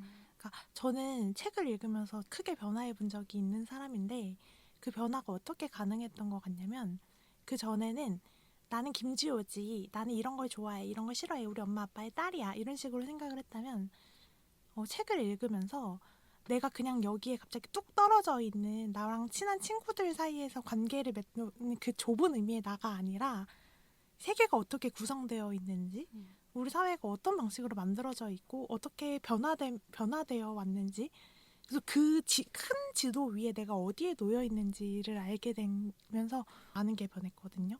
내가 엄마 아빠와 맺는 관계부터 내가 애인과 맺는 관계, 친구들과 맺는 관계, 내가 좋아하는 책, 세계관, 종교관 모든 게 변했어요. 근데 이거는 책을 읽기 전에는 내가 뭘 모르는지를 몰랐어요. 근데 책을 읽으면서 내가 이런 위치에 놓여 있는데 지금까지는 되게 한 방향의 지식만 들어왔기 때문에 내가 다른 방식의 지도 위에서 나를 볼 일이 없었구나 라는 것들을 밝혀주는 것이 저에겐 진짜 엄청난 진짜 종교적 영접과 같은 그런 경험이었거든요. 그게 너무너무 재밌고 놀라웠고 그래서 결국 제가 좋아하는 책은 저를 변화시키는 책이에요. 근데 구구님도 그런 경험 있지 않아요? 어떤 책을 읽고 나서 내가 세상을 보는 눈이 좀 변했어. 이 책 때문에. 아까도 김지호였고 지금도 김지호였는데 나 지식 하나 추가됐어. 이거 전 남자들이 이런 종류의 지식을 가진 남자들이 많은 것 같아요. 그 맞아. 쓸데없는 정보 나열하는 남자들 몇 년도에 뭐가 일어나가지고 엄청 어려운 인물들 줄줄줄 그거는 저한테는 공부의 의미는 아니고요. 정보를 하나 더 추가한 게 아니라 아까의 나와 지금의 내가 달라진 거예요. 그래서 지금도 저를 변화시킬 책을 기다리고 있는 것 같아요. 내가 뭘 못 보고 있었는지 알려주는 책, 내가 얼마나 잘못 살고 있는지 그런 알려주는 책. 그리고 이런 책 중에 탐구책이 몇 권이 있었어요. 나 진짜 탐구 공부 잘한다. 그니까 진짜 탐구 완전 기가 막히게 좋아하는 공부하네. 독자라는 게 너무 지금 막 몸으로 느껴져. 근데 진짜야. 진짜로 그런 책들이 여러 권이 있었어요. 구구님은요? 저도 재밌는 책인데 저는 일단 1차적으로는 상상이 가능한 책. 그게 무슨 뜻이에요? 그러니까 나라면 어떻게 했을까가 가능한 책을 제일 선호하는 것 같고 그래서 문학을 많이 읽죠. 문학은 그게 좀 쉽게 가능한 장르이기도 하니까 나를 대입해서 읽는 소위 말하는 그런 여성적 읽기를 일단 했을 때 재밌는 책을 좋아하고, 그리고 두 번째로는 제가 언제나 생각하는 게, 그러니까 사람이 살 때 아까 우리가 홀로 살 수 없다고 얘기를 했잖아요. 그러니까 저는 인간이 반향을 통해서 이루어진 존재라고 생각을 하거든요. 우와. 그러니까 뭔가 소리든 빛이든 튕겨져 나온 거에 내가 영향을 받아서 살아가고 있다고 생각을 하는데, 근데 어떤 책 속의 인물이나 혹은 어떤 관점을 딱 보고서 내가 여기에 지금, 그러니까 그 변화랑도 좀 일맥상통하는 것 같은데, 변화를 하겠구나라는 예감이 드는 책, 혹은 내가 영향을 받아온 것을 모르고 있다가 그냥 무심하게 살아가고 있다가 갑자기 그걸 발견하게 됐을 때 느끼는 엄청난 그 짜릿함이 있는 책을 좋아하는 것 같아요. 그래서 제가 아까 이제 지우님한테 뻐렁치는 책이라고 했는데, 그게 그런 종류의 책들인 것 같아. 그치, 맞지, 뭐 이런 생각을 하면서 진짜 무릎을 치게 되는 그런 책들? 그런 책들은 잘 쓸 필요는 없는 것 같아. 그러니까 막 문장이 아주 수려하고 막 너무너무 막 아름답고 이럴 필요도 없이 진짜 간결하게 쓰인 책들에서도 그런 걸 느낄 때가 많거든요. 어떤 책이 있어요? 저는 보통 시집 읽을 때 그런 경험을 많이 하거든요. 시 읽을 때. 시가 언어를 다르게 쓰잖아요. 그러니까 전혀 어울리지 않는 단어를 갖다가 어떤 상황을 설명을 하는데, 근데 그게 마음을 찌를 때가 있거든요. 왜냐면은 내가 그럼 그 상황에 놓여 있으면서도 그 상황을 완전히 달리 보게 되니까. 그런 시들을 최근에 좀 많이 읽었던 것 같고. 근데 그런 건 있지 않아요? 그러니까 아까 그 변화하게 만드는 책들 얘기를 했는데, 책을 읽고 나면 기본적으로 변하긴 하지 않아요? 그래요? 안 변한 책도 있지 않아요? 그러니까 뭐 예를 들어 어떤 책을 읽었을 때 나의 관점이 강화되기도 하잖아요. 그러니까 나는 이런 책을 좋아하지 않는다. 근데 난 나 그것도 이런 책 변화. 싫다. 그것도 변화라고 저는 느끼는 것 같아. 맞네. 음, 그것도. 음. 구은팀은 약간 모든 책을 좀 성심성의껏 읽는 사람인가 보다. 네. 음, 좀 성실한 독자는 맞는 것 그런가 같아요. 봐.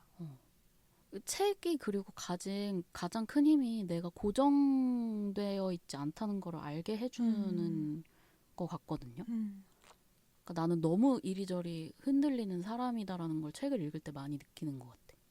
진짜요? 네. 구은님을 지금까지 제일 크게 변화시킨 책이 뭐예요? 저는 그 이민경 작가가 쓴 책 뭐죠? 입트페? 네. 진짜? 왜? 대박. 여기서 입트페는 입이 트이는 페미니즘, 우리에게는 언어가 필요하다, 입이 트이는 페미니즘입니다. 저는 그렇게 싸우는 방법이 있는지 몰랐어요. 그러니까 그 책이 좋은 책인지 나쁜 책인지 작가가 어떤 사람인지는 저한테 이제는 중요하지 않고, 그냥 이게 싸울 수 있는 거였어? 이런 거를 좀 많이 느낀 것 같아요. 구은님 완전 싸움꾼. 근데 이제 싸움의 방법이 추가된 거지. 아, 말하자면. 전략을 알게 된 거지. 맞아요. 그러니까 그쵸? 저는 피해의식 덩어리이기 때문에 맨날 싸우는 상상을 하면서 살지만, 이게 싸움의 방법이 그렇게 많지 않거든요. 왜냐면 그게 저의 경험 내에서 상상할 수 있잖아요. 근데 그 상상의 범위를 확장해준 책이었어. 근데 구은님 내가 아는 사람 중에 가장 다이나믹하게 싸우는 사람이긴 해. 진짜 들으시면 깜짝 놀랄 텐데, 진짜 저는 매분 매초 싸움을 의식하고 살고 진짜 분노의 화신이거든요. 그래서 그 책이, 그러니까 막 그런 거 있잖아요. 뭐 잘 싸우는 법, 뭐 58까지 막 이런 책처럼 저한테 느껴졌고, 근데 물론 거기에서 제시하는 방법대로 싸운 적은 또 없어요. 근데 그냥 이거 좀 나의 싸움의 방식을 좀 더 다양하게 상상해보자, 이런 생각을 하게 했던 책인 것 같아. 근데 뭔가 구구님이 나를 변화시킨 책으로 이 책을 말했다는 게 너무 좋다. 그래요? 왜? 그러니까 뭔가 되게 그럴싸하고 어렵고 대단한 문학적 의의와 이런 걸 가진 책이 아니라 실제로 내가 모르던 세계를 알게 해준 책? 대해서 이야기하는 게 너무 좋아요. 전 그리고 그 책 때문에 이 책을 이렇게 쓸 수도 있는 거구나도 알았어요. 그건 맞아. 어떻게 맞아, 이런 맞아. 책이? 이런 전략서가 있다고? 이런 맞아. 생각을 많이 했던 것 같아. 그리고 그 책은 진짜로 실질적인 도움을 주기 위해 쓰인 책이잖아요. 그러니까 잘난 척하기 위해 쓴 책이 아니잖아. 맞아요. 진짜로 자기가 서 있는 위치에서 미친 듯이 자기가 싸우면서 살다 보면서 싸우면서 알게 된 것들을 도움을 주겠다 사람들에게 내가 정리해서 그렇게 쓰인 책이죠. 맞아요. 너무 재밌고. 그래서 도움이 많이 됐어요. 지우님은요? 저는 너무 여러 번 많이 말하고 다녔지만 저는 정혜진 선생님의 페미니즘의 도전을 너무 사랑했어요. 저 대학생 때 하루 일과가 뭐였냐면 아침에 일어나면 네이버에다가 정희진 여성학, 정희진 페미니즘 이런 거 검색해서 뉴스 최신 순으로 보는 거예요. 그럼 정희진 선생님 강의 일정이 뜨거든요. 어디서 뭐 하신다. 그럼 그거 보고 맨날 쫓아다니는 게 대학생 때 일과였거든요. 그래서 제가 그 책을 읽기 전에 되게 극우 성향이 강한 개신교인이었거든요. 그래서 그 책을 처음에 읽고 이 변화가 너무 혼란스럽고 커서 이 책이 이단인가? 지금 사탄이 나를 이 책으로 시험하나? 이런 의심을 되게 많이 했었어요. 그런 시기를 보냈고 그래서 그때 다른 페미니즘 책을 진짜 열심히 찾아 읽었고 그러면서 이쪽 세계에서 저쪽 세계로 좀 넘어간 것 같아요. 그래서 저는 진짜 책이 인생을 변화시킨다는 거를 너무 언제나 믿고 있고 책 또한 현실이라는 거를 너무 믿고 확신하고 있는 것 같아요. 근데 이게 좀 지호님과 저의 차이인 것 같다. 뭐? 그러니까 그 변화를 저는 어쨌든 저인 상태로 이렇게 조금씩 변화하는 거라면 지호님 좀 그게 거대한 변화잖아요. 세계에서 세계로 옮겨간 거니까. 그쵸. 좀 드라마틱한 변화를 겪었죠. 저는 그런 변화는 없었거든요. 아니면은 구구님은 좀 그 어렸을 때부터도 사회과학서나 페미니즘 책이나 이런 걸 좀 스스로 읽는 독자였어요? 네, 왜냐면 저는 그냥 읽었거든요. 그러니까 그 예를 들어 이렇게 도서관을 가잖아요. 이렇게 대학교 때 도서관 가면 책을 보통 고르잖아요. 이렇게 취향껏. 근데 저는 그게 아니고 어떤 서가의 책을 읽겠다. 와. 맘먹고 그냥 거기 걸 그냥 읽는. 그러니까 약간 그런 도장 깨기를 하는 거를 즐기는 사람이었어요. 그래서 뭔가 그냥 뭔 말인지 몰라도 일단 읽고. 그래서 그분님 편식을 안 하나 보다. 편독을 안 하잖아요. 그렇죠? 네, 잘 안 하고. 와. 그 제가 고등학생 때 그 독서 동아리를 했어요. 근데 그 도서관 사서쌤이랑 되게 친했는데 사서쌤이 그때 제가 그때는 정말 문학만 읽는 청소년이었거든요. 그 당시에는. 근데 사서쌤이 이렇게만 읽으면 사람이 편협해진다고 이야기를 했었어. 근데 그 선생님이 진짜 좀 무서운 분이었거든요. 그래서 그분이 이제 자꾸 책을 추천을 해주시는 거예요. 근데 그 책들이 처음에 진짜 더럽게 재미가 없어서 이 책이 나한테 왜 읽으라고, 이거 뭐 입시에도 도움도 안 되고 수능에도 도움 안 되고 아무것도 도움 안 되는데 이런 생각을 했는데 근데 생각해보면 그때 좀 그게 깨진 것 같아요. 뭔가 취향 독서 말고 그냥 독서의 습관이 좀 생긴 것 같아요. 구구면 난 정말 다른 독서 스타일을 가진 사람이다. 그래서 저는 편독이 심하고 재밌는 책만 좋아하고 좋아하는 책과 안 좋아하는 책 확실하고 그리고 저는 읽다가 그만두는 책이 거의 대부분이에요. 그러니까 한 달에 20권을 읽으면 그중에 완독하는 책은 많은 달에 10권이에요. 보통은 한 7권 정도밖에 안 돼요.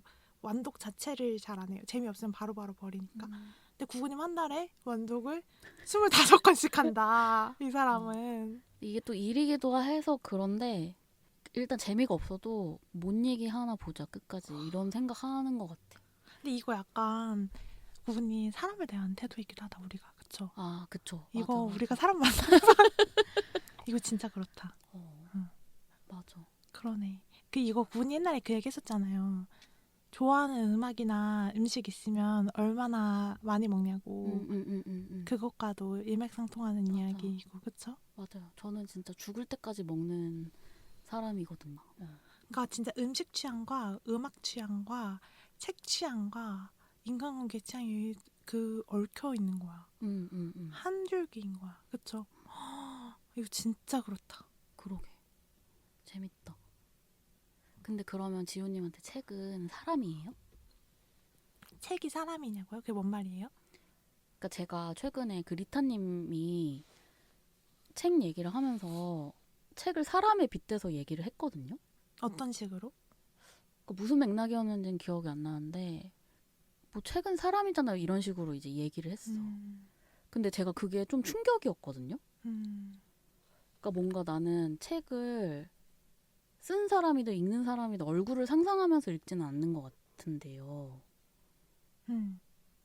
그러니까 책을 쓴 사람을 인간으로 바라본다기보다는 어떤 작가, 뭐 연구자, 교수 뭐 이런 식으로 생각을 하고 읽었던 것 같거든요. 지금까지. 근데 갑자기 나는 들었던 생각이 저는 뭔가 TV에 뭔가가 나오거나 OTT에 누가 잠깐 나오거나 유튜브에 누가 잠깐 나오거나 하면 무조건 그 사람을 나무위키에서 찾아보는 사람이거든요. 구구님도 그래요? 전 잘 안 찾아보는 것 같아요. 그러니까 그런 위키에서 찾아보지 않고 그 사람의 또 다른 영상을 찾아보는 것 같아. 아 진짜? 나는 그 내가 위키에서 제일 읽고 싶은 항목은 뭐냐면 이 사람이 왜 이걸 하게 됐는지 그리고 이 사람이 어떻게 이 사람이 되었는지가 너무 궁금하거든요. 그래서 어린 시절하고 청년기를 쓴 나무 위키 문서를 좋아해요. 근데 그게 없는 나무 위키 문서도 많아요. 근데 그 부분을 진짜 열심히 읽어요. 어떤 배경에서 자라서 이 사람이 되었는지. 그러니까 저는 어떤 사람을 볼 때 제일 궁금한 게 그러니까 어떤 책을 읽어도 그렇고 항상 이걸 쓴 사람이 어떻게 이 사람이 되었을까에 언제나 모든 관심사가 거기에 쏠려 있는 것 같아요. 근데 이 차원에서 보면 저는 좀 책을 사람으로서 읽는 사람이기도 한 것 같아요. 그러니까 이 사람은 어떻게 이런 책을 쓰게 됐지? 이 사람은 왜 이런 거에 관심을 두게 되었지? 라고 읽는 사람인 것 같고 아니면 구구님은 작품을 작품으로 작품과 저자를 좀 떼어서 보는 사람일 수도 있고 어때요? 근데 이거는 갑반인과 오타쿠의 차이인 것 같아요. 제가 지금 들으면서 곰곰이 생각을 해봤거든요. 그러니까 저는 일단 어떤 영상에서 그 사람의 뭐 매력이든 아니면 못난 모습이든 발견을 한번 하면 그 사람의 모든 영상을 찾아보거든요. 그래서 일단 그 사람의 현재를 아주 샅샅이 살펴. 거의 덕질하듯이 살피고 그러니까 제가 위키를 찾아보는 건 진짜 끝에 오히려 이 사람에 대한 감정이 약간 청산이 됐을 때 찾아보는 것 같아요. 왜 그럴까? 저는 현재 영상은 안 찾아봐요. 현재 얘가 지금 다른 데 가서 뭔 짓을 하고 다니는지는 저 거의 궁금하지 않아. 어떻게 지금 이 자리에 왔는지가 궁금해. 그러니까 저는 그런 걸 좋아하는 것 같아요. 이건 제가 소설을 좋아하는 거랑도 좀 관련이 있는 것 같은데 영상에서 단서를 수집하는 걸 좋아하는 것 같아. 스스로 내가 직접 그러니까 그 사람이 과거에 대해서 얘기를 하거나 보여주거나 아니면은 직접적으로 언급하지 않아도 뭔가 보여지는 어떤 단서들을 찾아서 내가 이 사람에 대해서 제멋대로 조합을 해서 상상을 한 뒤에 그 다음에 확인을 하는 것 같아요. 되게 구구님답다. 이거 너무 구구님다운 말이다. 그래서 프로필을 찾아보면은 그러니까 책 읽기는 사실 프로필이 애초에 처음부터 아예 써져 있으니까 보게 되는 것이고 영상에 나오는 사람에 대해서는 좀 다른 것 같아요.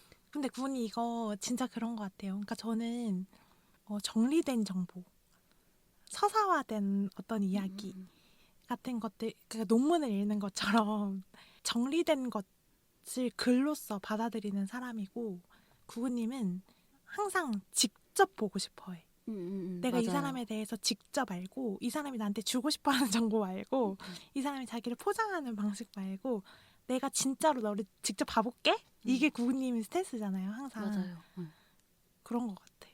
근데 그게 뭔가 그러니까 글은 A인 사람이 A 다시를 써낼 수 있다고 생각을 하거든요. 근데 이렇게 언행은 A인 사람이 B나 C를 할 수도 있다고 생각을 많이 하는 것 같아. 오히려 언행이 오히려 글이 더 확장폭이 넓지 않아요? 글은 수정을 할 수 있으니까 좀 뭔가 일관성 있게, 그러니까 자기가 일관된 어떤 삶을 계속 보여주려고 하는 사람들의 글이 많은 것 같고, 근데 언행은 어디로 튈지 모르는 사람들이 있잖아요. 그러니까 내가 뭐 예를 들어 서울에서만 살았고, 그리고 한국어 사용자로 뭐 여성으로 살았을 때 예상되는 어떤 경로가 있잖아요. 근데 그걸 벗어나는 사람들이 너무 많잖아. 근데 그 벗어나는 거를 발견하는 걸 훨씬 즐기는 것 같아요. 근데 오히려 소설처럼 내가 현실에서는 나로만 살았지만 완전히 다른 사람이 되어서 써보기도 하고 혹은 내가 정말 비윤리적인 사람이지만 그래서 엄청나게 윤리적인 사람인 척 할 수도 있고 오히려 나를 되게 다른 사람으로 그리기 좋은 매체가 글 아니에요? 오히려 현실에서는 가장하려고 해도 한계가 있잖아요. 내가 아무리 다른 사람인 것처럼 보려고 해도 어쩔 수 없이 나인 부분이 있잖아. 근데 글은 저는 좀 생각이 약간 다른 것 같아. 글은 다듬어지니까 어디로 튈지 모르는, 그러니까 예측 불가능성이 떨어지는 것 같거든요, 오히려. 자의검열을 많이 거치니까. 근데 언행은 예측 불가능한 측면이 많고, 그러니까 예를 들어 내가 A라는 배경을 갖고 있어도 중간 다리에서 어떤 경험을 했느냐에 따라서 맞아, 맞아. B, C, D가 맞아. 될 수 있는데, 근데 그 위키에는 중간 다리가 물론 나와 있는 사람도 있겠지만 뭔가 출생, 지역 이런 걸로만 예측할 수 없는 것 같거든요. 그러니까 그 중간 다리를 저는 확인을 하고 싶은 것 같아요. 그러니까 어떤 일직선의 정보 말고. 그러니까 이 사람의 고유한 특징, 이 사람의 배경 정보로 환원되지 않는 이 사람만의 굉장히 특수하고 고유한 어떤 것들. 그러니까 예를 들어 제가 아까 뭐 친구가 없다라고 하는 건 이건 프로필에 나와 있지 않잖아요. 근데 내가 친구가 없었기 때문에 하는 행동 양식이 있을 거거든요. 그런 거를 발견해보고 싶은 것 같아요. 그러니까 나무위키에는 특히나 규격화된 정보 그쵸. 그 리스트가 있잖아요. 그걸 벗어나는 얘기를 보고 싶은 것 같아요. 그러니까 정말 구구님은 문학적인 인간이고 난 정말 사회과학적인 인간인 거야. 연구할 때 그 인터뷰의 배경 정보 수집하고 이 사람이 어떤 조건을 가진 사람인지 파악을 하고 이제 인터뷰는 물론 그 배경 조건과 이 사람이 만나면서 어떤 방식으로 변화했는지를 수정하는 과정이기도 하지만 저는 어쨌든 그런 사회 경제적인 조건들에 굉장히 많은 의미를 부여하고 그 위에서 사람이 조금씩 수정되면서 살아간다고 생각하는 종류의 사람이라면 구구님은 그거에 기반하고 있되 이 사람이 거기로만 환원되지 않는 어떤 튀어나가는 자기인 부분들을 직접 알고 싶은가 봐요. 맞아요. 좀 벗어나는 사람들을 좋아하는 것 같아요. 너무 재밌죠. 너무 재밌지. 진짜 특이하게 자기답게 살아온 사람들. 근데 나는 그런 사람들을 만나면 또 그게 가능했던 조건을 찾거든요. 이 사람은 왜 이런 경로 타고 왔는데도 저기로 갈 수 있었는가? 그 과정에 어떤 조건이 개입했는가? 를 저는 좀 찾는 것 같아요.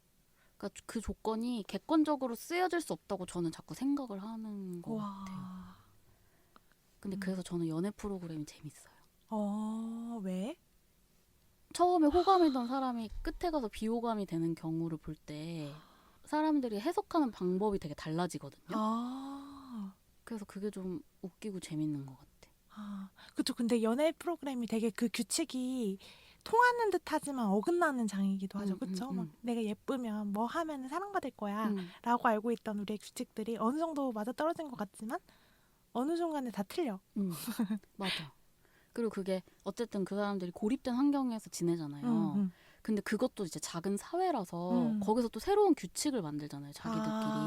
근데 그럼 한 번 더 변한단 말이에요. 사람이. 그거가 너무 재밌는 것 같아요. 그 안에서 또 새로운 기준과 조건 같은 것들이 생기니까. 그러니까 제가 아까 반향이라고 얘기했던 거랑도 좀 관련이 있는 것 같아. 내가 어디에 놓여 있느냐에 따라서, 그러니까 그 기본 조건이 중요한 거는 무조건 맞고, 다만 어디에 있느냐에 따라서 계속 변하기도 하니까 그 변하는 모습을 보는 게 재밌는 것 같아요. 그 제가 NCT 좋아하잖아요.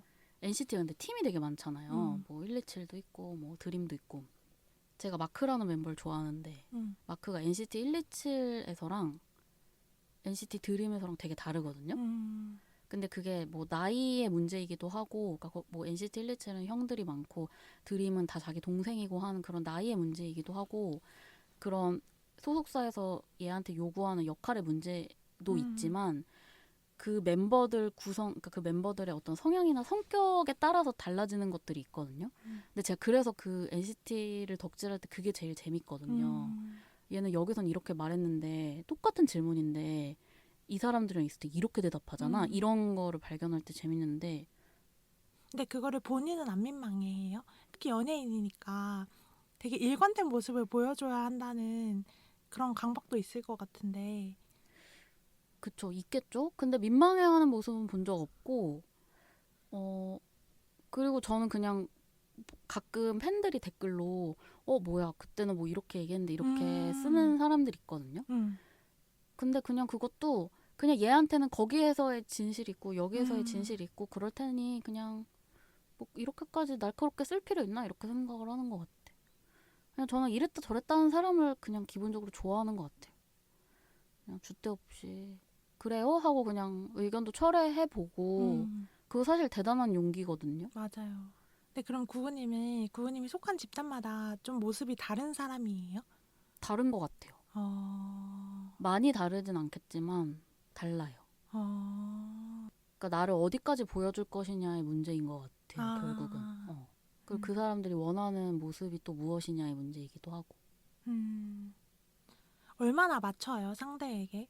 상대가 원하는 모습에 어느 정도로 맞추는 사람이에요? 어색한 사이에는 최대한 맞추려고 하고 사람 봐가면서 하는 것 같아요. 이 사람이 그래도 좀 나의 이런 점도 받아들여주겠다 하면은 바로 그냥 셔터 내리고 그냥 후진 모습도 오픈하는 것 같고 아니면 아주 가공해서 보여주죠 보통은. 지훈님 어때요? 근데 지훈님은 제가 지훈님을 몇 번 다른 사람들이랑 본 적이 있지만 그냥 지훈님은 그냥 늘 지훈님인 것 같아. 저는 일관성이 좀 강한 사람인 것 같긴 해요. 이게. 그리고 제가 그 익명 커뮤니티나 익명 SNS나 익명 사이트 같은 걸 전혀 안 하거든요. 근데 만약에 한다고 하더라도 되게 일관성에 대한 강박을 느끼면서 할 것 같아요. 그러니까 너무 내가 아닌 다른 사람이 되면 안 된다. 좀 일관적인 자아상을 가지고 있어야 된다라고 생각을 하는 것 같아요. 그래서 이 통합적 자아에 대한 강박이 저는 있어서 그래서 저는 페미니즘이 저한테 너무 어려운 문제이기도 했던 게 다른 여자들이 보면 페미니스트이기도 하고 돈 벌 때는 또 되게 유능하고 대단하고 사회적으로 주류에 속하는 여성이 되었다가 또 페미니스트 자아를 꺼낼 때는 되게 그런 거 비판하는 사람도 됐다가 막 이런 사람들도 있는 것 같은데 저는 그걸 일치시켜야 된다는 강박이 너무 큰 사람인 거예요.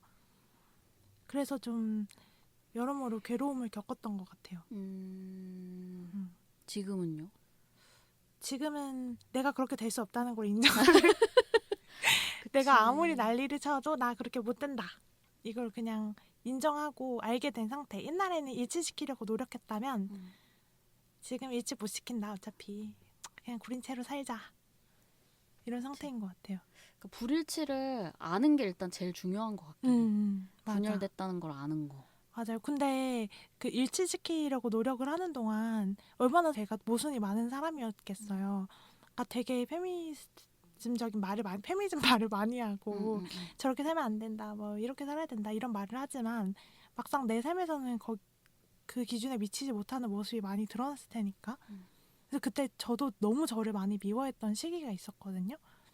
근데 뭔가 그 시기를 그냥 뭐 모순이 많았다라던가 그런 식으로만 말을 하고 싶진 않고 지금은 내가 아니게 될 때까지 나를 밀어붙여 본 시기 이렇게 기억을 하는 것 같아요.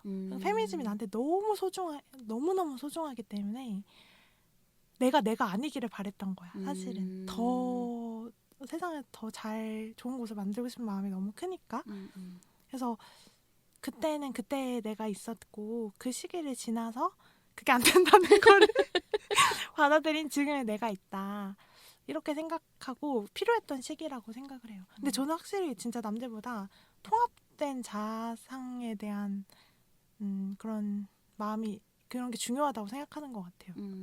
되게 다르다. 근데 이게 약간 저는 좀 그런 문제일 수도 있다고 생각을 하는 게 사실 저는 어렸을 때부터 사람들을 만났을 때 내가 나인 채로 받아들여져 본 경험이 되게 많거든요.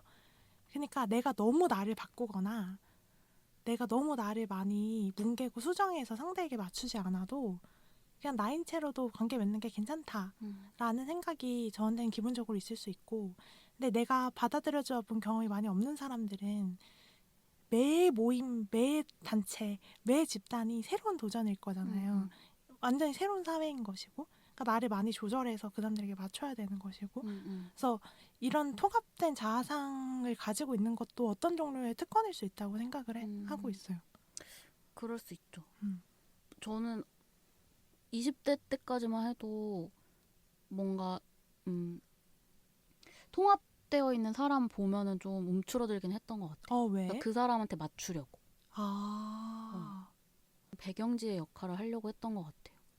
근데 이런 이야기 사람들 재밌을까? 몰라.